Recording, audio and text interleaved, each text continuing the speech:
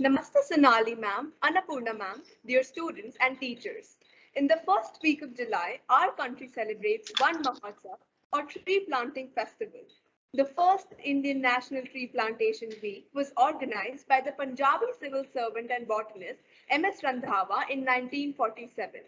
A beautiful tradition which started with our country's birth to freedom is being celebrated in our school as well.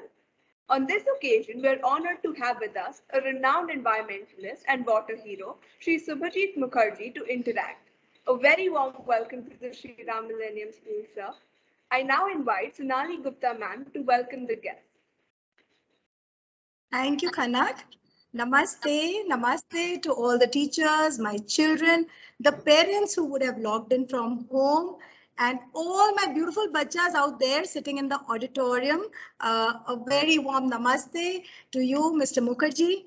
It is really a pleasure to have you with us at the Shri Ram Millennium School virtually this time. And I am very, very sure and confident that you will visit the school campus. We have a beautiful campus.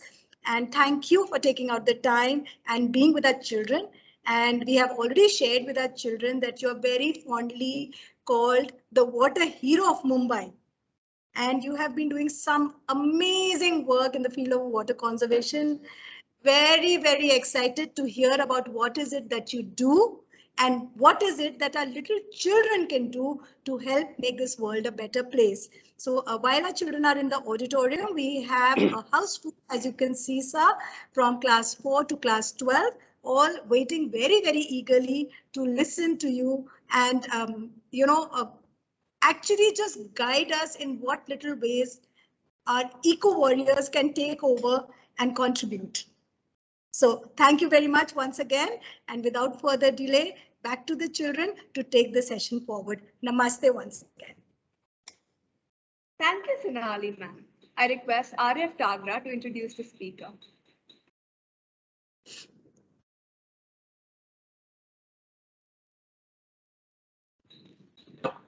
Namaste. Subhajit sir is hailed as the water hero of India, who did an exemplary work with planting over 60,000 plus trees and installed 1,500 plus rainwater harvesting percolation pits to preserve the beauty and health surrounding us. As a founder of Mission Green Mumbai, sir has worked towards plantation of new native trees and citizens engagement programs for awareness.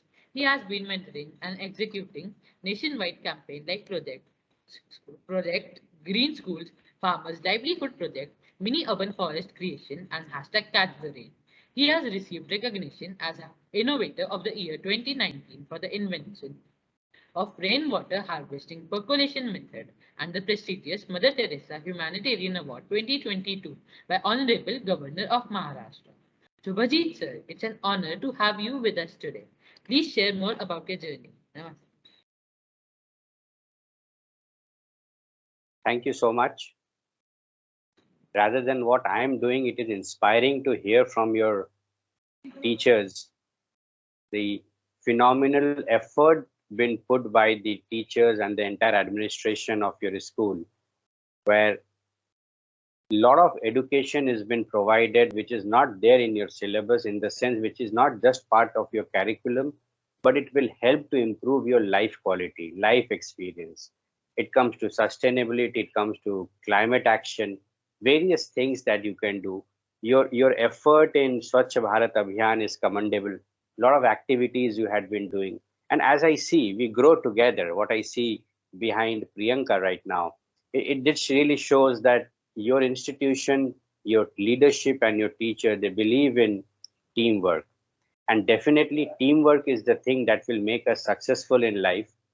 Today, if you look at this country, there are many challenges we are facing. Unfortunately, the life experience has become more difficult.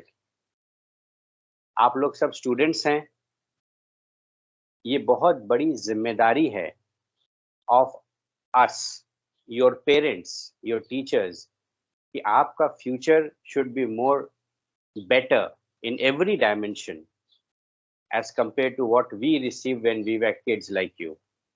इसलिए हमारी कोशिश है looking at the current scenario, आसपास जो challenges हैं, चाहे environment हो, चाहे एजुकेशन हो, चाहे हेल्थ हो, चाहे फिटनेस की बात हो, चाहे आपके फ्यूचर इनकम की बात हो, हर मामले में we try to come up with efforts जिसमें it will help you in a very direct वे।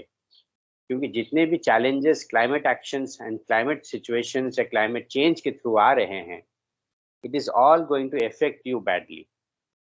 इसलिए ज़रूरी है कि हम सर्टेन चीज़ों को बड़ा ही सीरियसली लें, एंड जो दूसरे के ऊपर हम लोग निर्भर करते थे आज तक, governments will do it, NGOs will do it और other authorities will do it, अब हमें खुद उसका लीडरशिप लेके we have to implement it in our life. इसीलिए जैसे your effort has given big success to the youth effort I am talking about, it has given big success to Swachh Bharat Abhiyan. There is a new campaign called Jal Shakti अभियान, water conservation.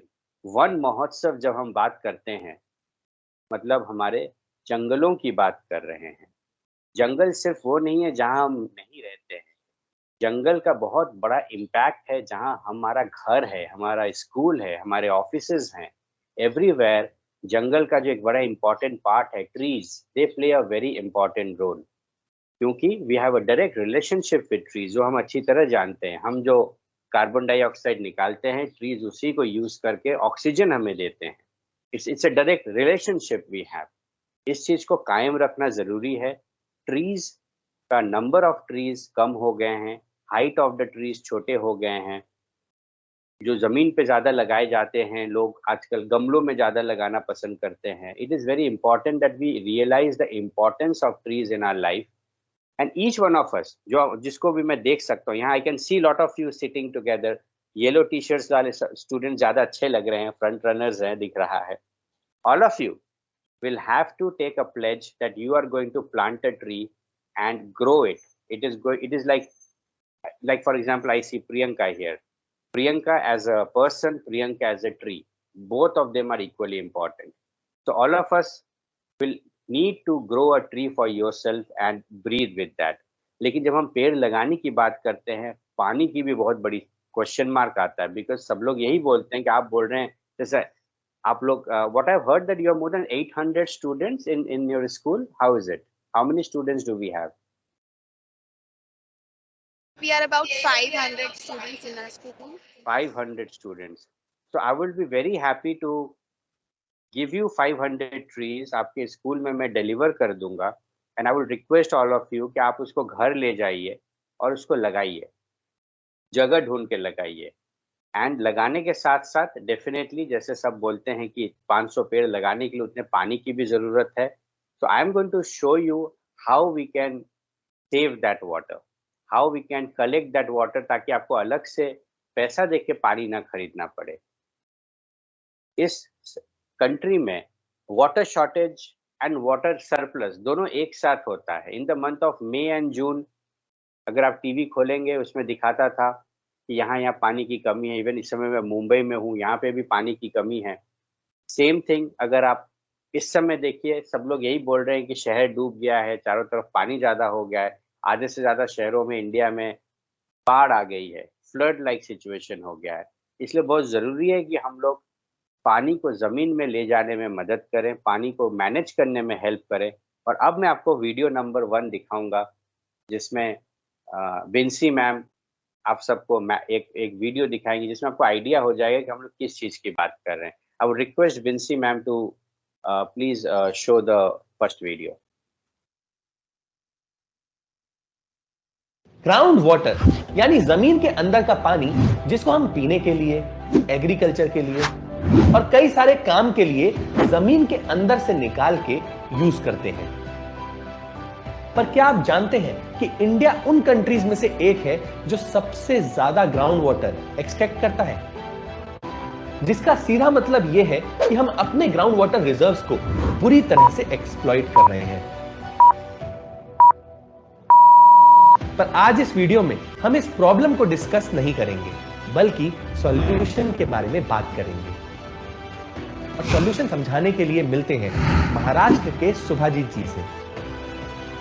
Hello, मैं हूं शुभजीत मुखर्जी और आज मैं briefly दो water related problem को discuss करना चाहता हूँ।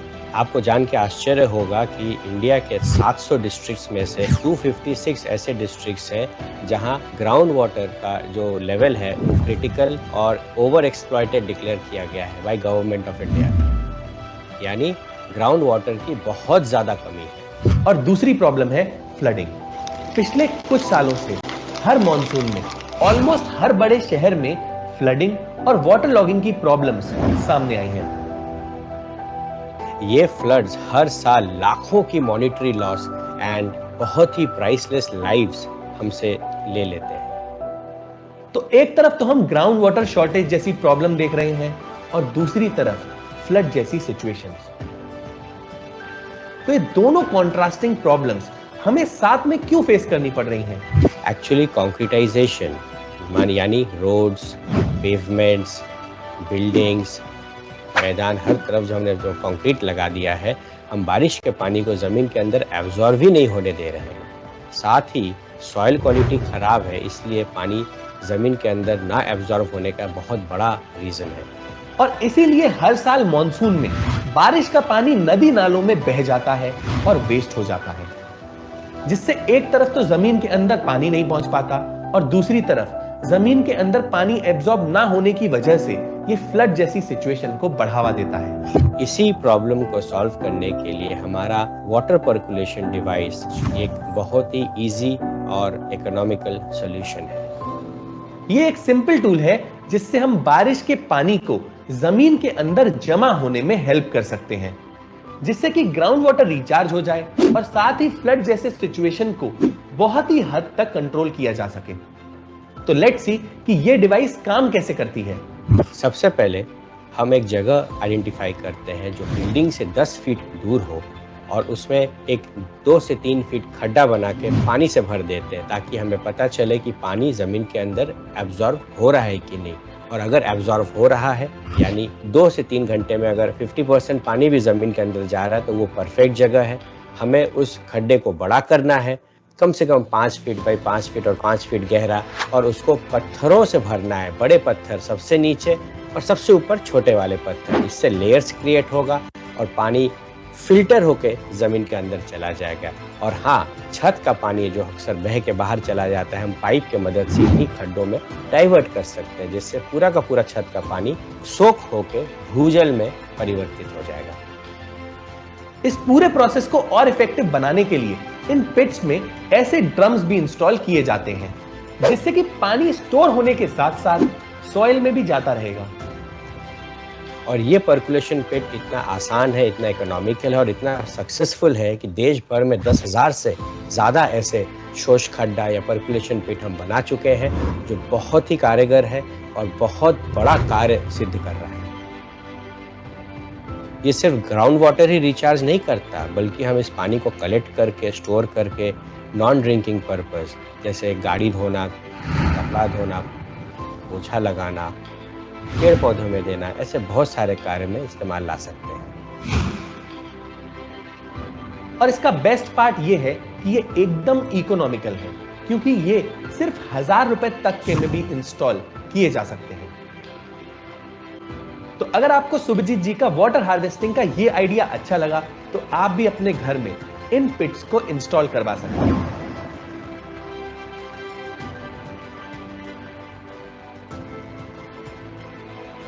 तो अगर आप थैंक यू सो मच। ये एक बड़ा ही सिंपल तरीका है, आसान तरीका है, जहां आप सभी के हेल्प की ज़रूरत है। ये वीडियो आपको नेट पे मिल जाएगा। अगर आपके घर में पानी जमा होता है, आपको ये लगाना चाहिए। अगर आपके पास बोरवेल है, जो ज़मीन के नीचे से हम पानी निकाल के यूज़ करते हैं, क्योंकि ज़मीन के नीचे का पानी 70% ख़त्म हो चुका है, उसमें भी ये लगाना बहुत ज़रूरी है। आप अपने घर में जाके पेरेंट्स के साथ ये वीडियो दिखा के डिस्कस कीजिए कि हम ये लगाना चाहते हैं। इसमें आपको लगाने में जो भी हेल्प की ज़रूरत पड़ेगी, we will provide you. And जैसे कि मैं कहा, आई वुड रिक्वेस्ट टीचर कि आप मुझे बताइए कितने स्टूडेंट्स को पेड़ लगाने का इंटरेस्ट है। हम अपने तरफ से आपके स्कूल में ट्रीज डिलीवर करेंगे, हम साथ में मिलकर लगाएंगे। मैं एक वीडियो और आप सबको दिखाना चाहूँगा। Very good, very good, thank you so much. And एक और वीडियो दिखाना चाहूंगा जिसके घर में बोरवेल है। बोरवेल यानी एक पाइप होता है जिसमें जमीन के नीचे से हम उसको निकाल के पानी निकाल के यूज करते हैं। जैसे ये एक गार्डन का मैं आपको सिनेरियो दिखाऊंगा जिसमें एक बोरवेल लगा है, जमीन से पानी निकाल के यूज करते, बट उस बोरवेल ड्राई हो चुका था। उसमें 6 महीना पानी नहीं होता था, बारिश में होता था, उसके बाद ड्राई हो जाता था, पानी आना बंद हो जाता था। मैं आपको दिखाऊंगा यहाँ कैसे किया गया है। And Binsy ma'am, I would request you कि सेकेंड वीडियो हम सबको दिखाते हैं।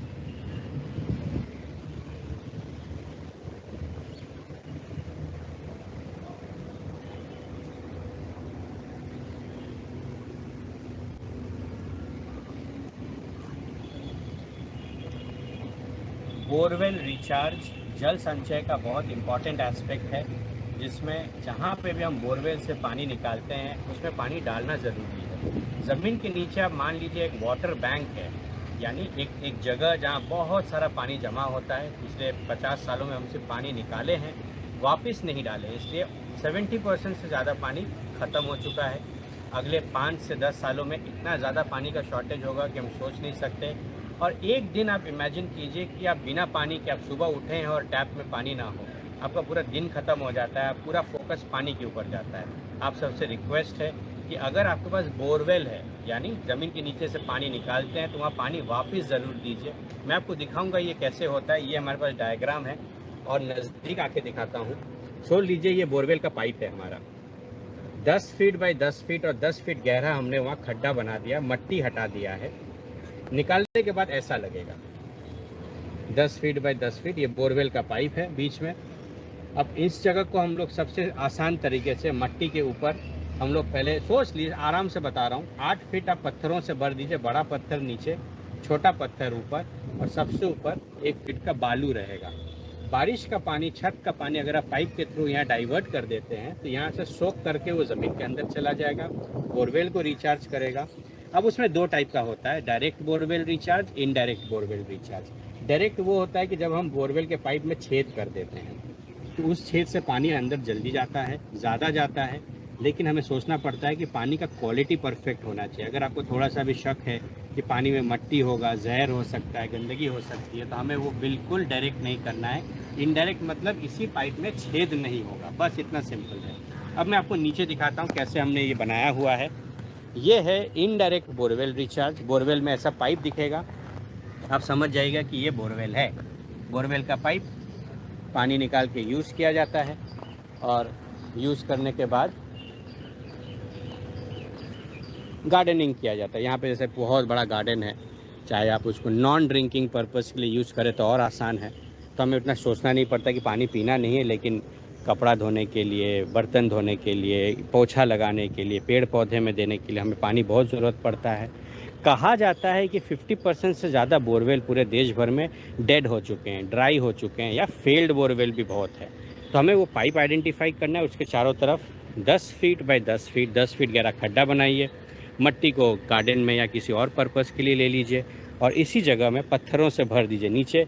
जैसे कि आपने डायग्राम में भी देखा था, बड़े पत्थर नीचे थे और सबसे छोटे पत्थर हमने ऊपर डाल दिए हैं। बालू यहाँ मैं नहीं डाला हूँ ताकि बहुत आराम से ये मेंटेन हो सके, और पत्तियाँ, कभी कभी प्लास्टिक आ जाता है, कभी कुछ आ जाता है, तो वो फिल्टर आराम से हो जाता है। बड़ा ही आसान है, आप ज़रूर इसको ट्राई कीजिए।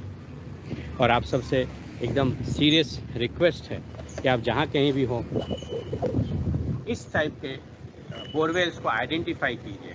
अगर ये, जैसे मैं दोबारा रिपीट करूँगा, dry borewell, dead borewell, partially dry borewell या फेल्ड बोरवेल आइडेंटिफाई कीजिए, उनको पर्कुलेशन पिट बना के रिचार्ज जरूर कीजिए। यही एक तरीका है हमें अपने आप को बचाने का, क्योंकि पानी नहीं होगा तो सब खत्म हो जाएगा, ये हम अच्छी तरह जानते हैं। बहुत सस्ता है, खुद भी बना सकते हैं। अगर आप शहर में रहते हैं तो 5 से 10 हज़ार रुपये खर्चा में ये इंस्टॉल हो जाता है। कैपेसिटी के हिसाब से, छत में जितना पानी है उस हिसाब से आप डिसाइड कर सकते हैं कि कितना बड़ा पिट बनाना है। बाकी डायग्राम मैं आपको दोबारा दिखाता हूँ नज़दीक से, आप इस डायग्राम को अच्छे से समझ लीजिए। और जितने लोगों को हो सके, अगर आपके पास दोस्त है, रिलेटिव्स हैं जिनके पास बोरवेल है, उनको ये एनकरेज कीजिए ये बनाने के लिए। Thank you so much and please support this important initiative. Thank you so much Vinci ma'am. ये एक बड़ा ही सिंपल तरीका है जिसमें आप अपने हिस्से का पानी जमीन के अंदर सेव करके रख सकते हैं, क्योंकि चाहे जितना भी बड़ा तालाब हो, जितना भी बड़ा डैम हो, जितना भी बड़ा टंकी हो आपके पास, वो कम पड़ेगा। जमीन के अंदर जितना हम पानी पुश कर पाएंगे उतना वो सेव रहेगा, उसमें इवेपोरेट नहीं करेगा। क्योंकि जितना भी बड़े बड़े तालाब है उसमें जो 40-50% तो इवेपोरेट हो जाता है गर्मी में, लेकिन जमीन के अंदर पानी इवेपोरेट नहीं होता, वो अंदर ही रहता है। बाद में आप उसको निकाल के यूज कर सकते हैं। उसमें मिनरल कंटेंट्स ऐड हो जाते हैं जिससे पानी और भी क्वालिटी हो जाता है। आप सबसे फिर से रिक्वेस्ट है, वन महोत्सव के अंतर्गत सबसे पहले एक पेड़ लगाने में मदद कीजिए।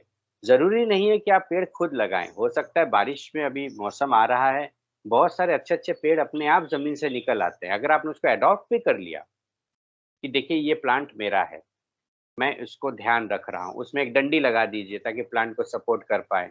उसके चारों तरफ 2-3 ईंटें रख दीजिए ताकि कोई गाड़ी ना चढ़ा दे, और लोगों को बोल दीजिए भाई ये मेरा। आप चाहें तो एक छोटा सा नेम प्लेट लगा दीजिए उस डंडी में कि ये मेरा है, अपना नाम लिख के कि देखिए ये कविता जी का है, अपना नाम लगा दिया उसके ऊपर। लोगों को समझ में आ जाएगा कि ये आपका ट्री है, इसको कोई ध्यान रखता है। और गर्मी में जब समर्स आएगा तब आप उसको 2-3 दिन में 1 बॉटल पानी दे दीजिए, वो ट्री अपने आप बड़ा हो जाएगा। So you have to adopt it, नहीं तो वो पड़ा रह जाता है, वो वेस्ट हो जाता है। इतना भी अगर आप कर सकें बहुत बड़ा फर्क पड़ेगा, and it will make this place successful. One महोत्सव का मतलब ही यही है कि हम लोग सेलिब्रेट करें एनवायरनमेंट को, जिसमें वन में जो फॉरेस्ट में जो अच्छी अच्छी चीजें हैं लाइक ट्रीज। मैं ये नहीं बोल रहा हूँ कि घर में ले आके एक टाइगर को बड़ा कीजिए, ध्यान रखिए, बट एक ट्री को तो हम जरूर ध्यान रख सकते हैं। I hope I get this support from all of you. Again I am very grateful कि आपने ये अटेंड किया। Any questions I will be very happy to answer. Thank you so much.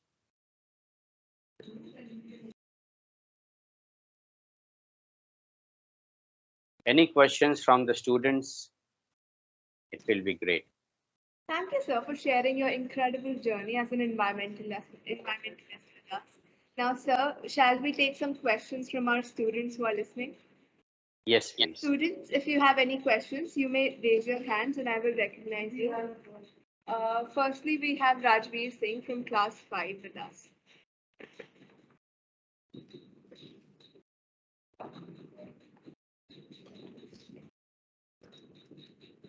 Namaste, sir. I am Rajveer Singh of grade 5.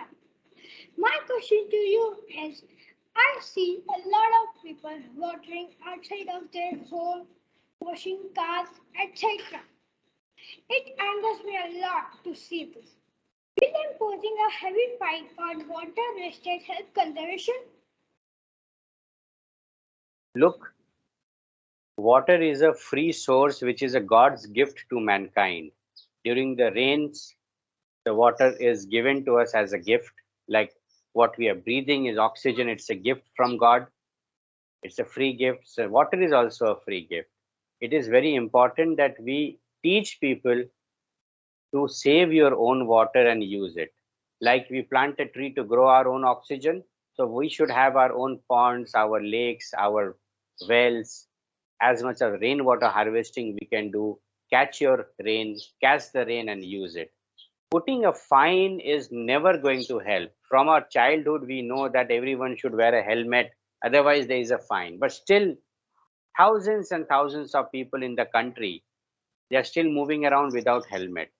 Making a law is good, but the concept of putting fine to everything will not ever help, because people feel that, oh, मैं तो पैसे दे दूंगा, मेरा हो गया काम. Those who can pay the fine, अरे ठीक है क्या फर्क पड़ता है, ये लो 500 रुपए फाइन हो गया जा. But that will not help.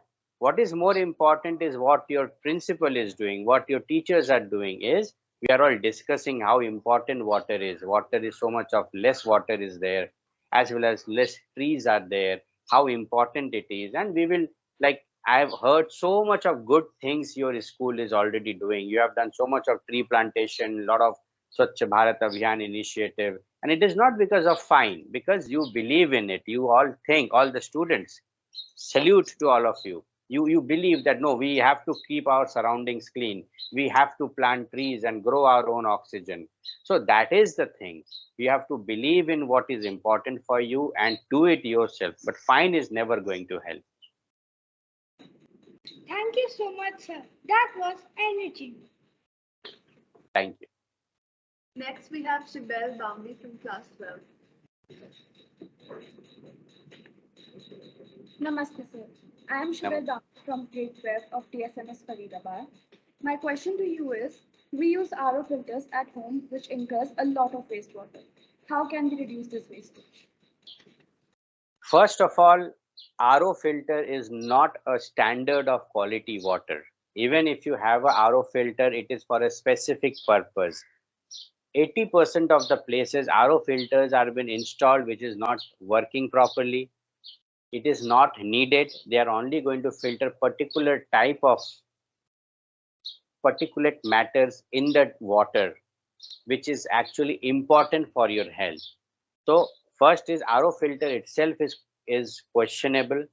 Second, yes, there was an old technology where the water is to come out from RO filter to clean the filtration technique. But now the new rules have said all the RO, these water filter machine companies, that you cannot waste this water. So a new attachment they put in where the water is recollected and refiltered and given to you. Previously, I remember for 1 liter of water, 2 liters of 1 liter of clean RO drinking water, 2 liters of water was wasted in the technique. And it used to go out. A lot of people started collecting it for watering of the plants or washing of utensils and other things. But now, as per the new rule, the new machines, that wastage is not there. So thanks to Government of India, especially Jal Shakti Mantralaya, for making new rules on that. And today new water filters will not have the wastage. Even if you have the old water filter, you can call the water filter company and tell them that please put that additional attachment which is costing only 100 rupees or so. They will connect it and your wastage of water will stop. Because a lot of time we also understand that we hardly get some water to drink, and on that if we are using the water and wasting 200% of the water and draining it out, it becomes a bigger problem. So yes, it's a very good question. Thank you so much for bringing this up.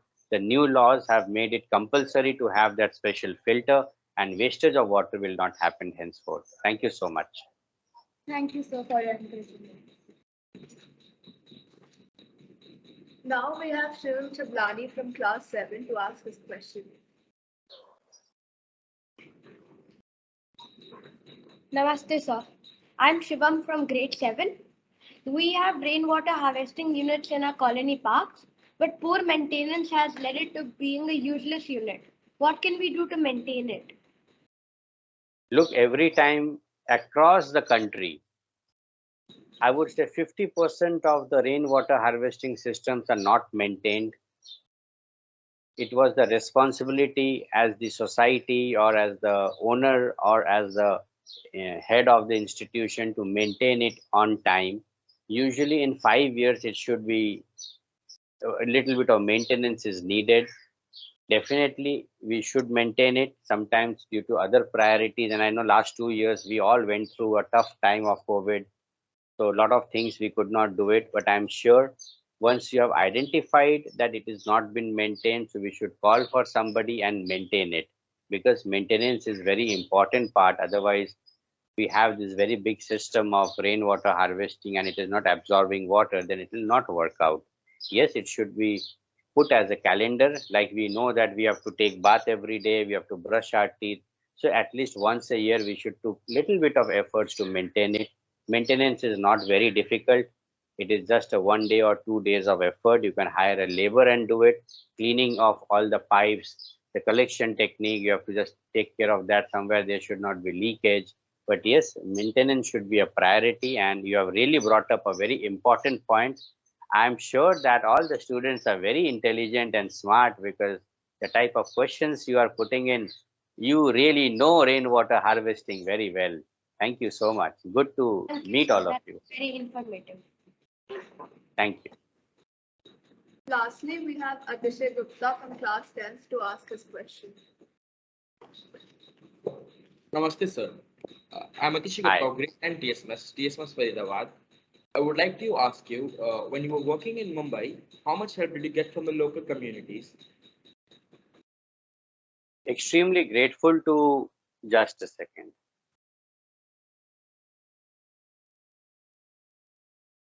Extremely grateful to Government of India and UGC and all the campaigns that is happening across the city in the country where water conservation is very important. So there was already an acceptance where everybody wanted to do something important. But yes, we all understand that everyone had the same question, how to do it. Thanks to governments, they took that special effort to tell people that rainwater harvesting is important. Everyone knows that it is important. Everyone understands that it is the extremely priority that we have to do it. But everyone had that one question, how to do it. What is the cost? Who will do it? Where we should install? So it became very easy because I put everything in a video, and when I sent it to everyone, they said, oh wow, this is what I wanted to know. So we all have questions. Like as students, all of you are very intelligent. You have so many questions in your mind. You go to internet and you Google, you ask your teachers, you ask your parents what to do. And if you have the right results, you immediately go for it. Similarly, here, they had right of questions. I gave them the answers and it became very easy and very smart to immediately replicate it, and it became a very easy phenomena. So I got very good support from the community. Everybody came together, and today we are so successful that we will be happy to appreciate 10,000 installations across the country. Thank you, sir. That was very informative. Thank you, sir, for answering our students so considerately.